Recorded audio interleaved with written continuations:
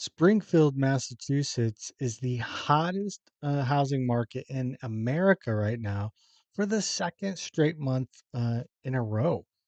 And homes are selling in just 23 days there. San Francisco had their rents uh, hit 4,000 a month for a one bedroom for the first time ever. And Austin, which was the worst large metro in the country, according to the FHFA's last read, just flashed their first real recovery signal in 2 years.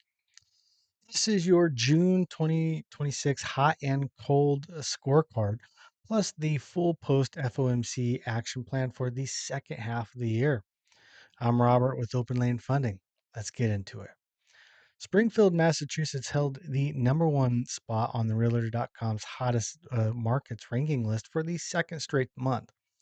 Homes sell in 23 days, and the average listing drew 3.2 times the national average of views.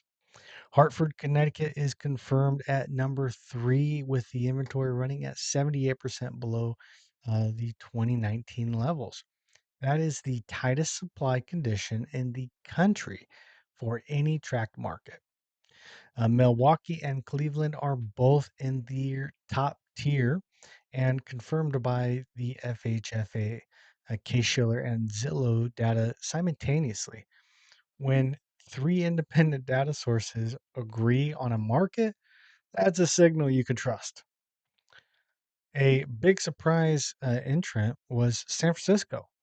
The FHFA's clocked it in at 9% above year over year for Q1. Quotality's 3 month is out up is up 8.1%. The Zumper report for San Francisco rents crossed 4,000 per month for a one bedroom for the first time ever. That's crazy. I don't know about you, but that's not rent that I would pay. The artificial intelligence sector is driving both ownership and the rental side in San Francisco, which is insulating it from the broader West Coast correction. Wall Street Journal and Realtor.com spring 2026 top ranking is still a complete sweep for the Midwest, Mid Atlantic, and New England. There's zero Sunbelt markets at the top 20. That streak is now over 30 months long. If you're still investing in those areas in the Sunbelt area, make sure you're doing your due diligence and underwriting your deals properly. We can talk about that if you need it. Austin remains the worst large metro per the FHFA at negative 9%, 6.9%, I apologize, year over year. But here's the turn signal.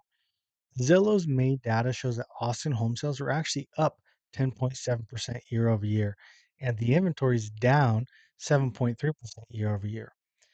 And that is the first inventory decline in years. So they're taking a step in the right direction. Austin is the most likely Sunbelt market to start showing price stabilization before the end of 2026. That's fantastic. Cape Coral's turnaround continues. Inventory is down 27.1% year over year. Showings are at 4.9, and that is the highest in all of Southwest Florida. Sold to list ratio is sitting at 97.2, and that is a genuine inflection after being one of the coldest markets nationally for the past 18 months. But note this: Charlotte County, directly south of Cape Coral, is still the Adams number one riskiest county nationally. The recovery is localized, so do not extrapolate, however you say that word, Cape Coral's turn to all Southwest Florida. Seattle is the weakest performer in the Case-Shiller 20 city composite at negative 2.5%. That is the direct upstream signal for Spokane. The Pacific Northwest correction, it's not over either. So make sure that you're underwriting accordingly. A quick pause. If you got any value from this series, be sure to hit subscribe now. Hit that follow button, right? Every week I publish national data, market data, post FOMC reactions, and Spokane and Coeur d'Alene specifics that you will not find anywhere else. New videos every Monday, Wednesday, and Friday. The Monday and Friday one, those are going to be more national market data, where the Wednesday one is going to be more educational. On the rental side, San Francisco crossed 4,000 a month for a one bedroom for the first time ever. And that is up 21% year over year. Chicago rents are sitting up at 11.3% year over year, and the second fastest rent growth of any major market. Good for them. Providence, Rhode Island is the number one Zillow hottest rental market for the summer 2026. And that was with a 5% rent growth and only a 5.1% vacancy. The Milwaukee has entered the top 10 rental markets with the tightest vacancy rate of any market, sitting at 3.8. The cold markets are going to still be with San Antonio, deepened at negative 10.4% rent growth year over year.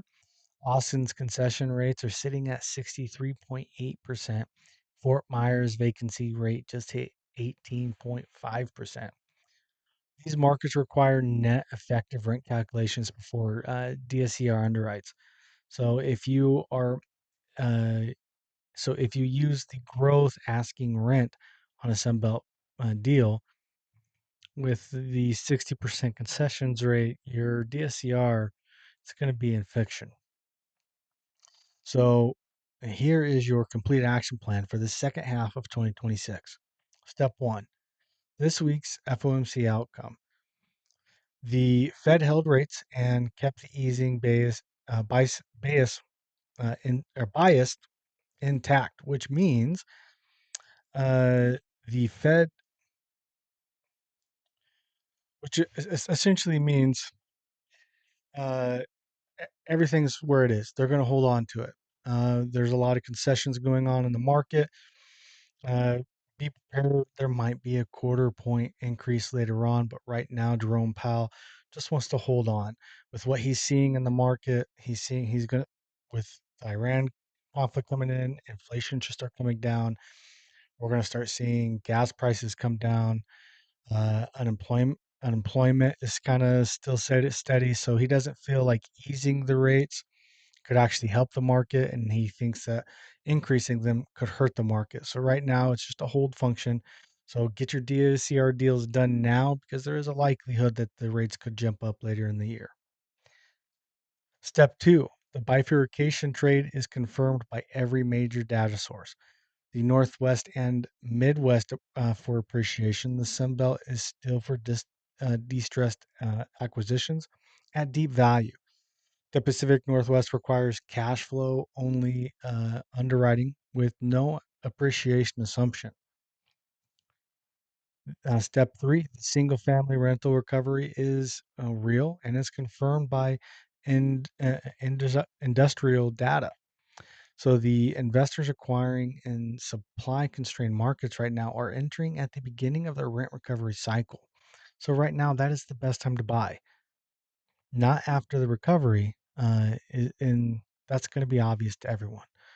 And for all of you naysayers, when it comes to when it's the best time to buy, it's always the best time to buy. But is your strategy the best strategy for the market?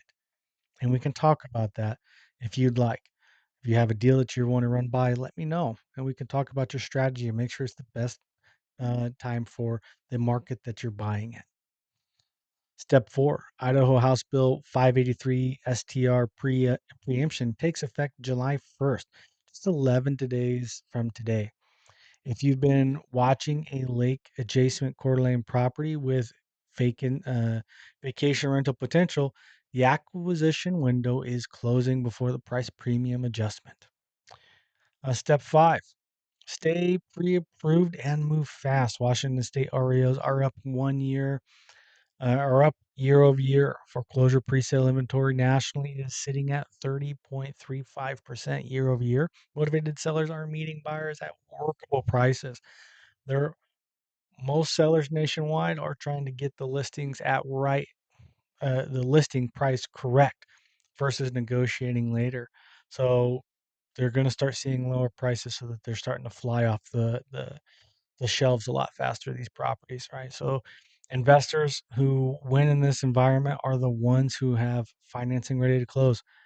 That even comes down to proof of funds letters. I have those available to you. Go to my website, openlanefunding.com.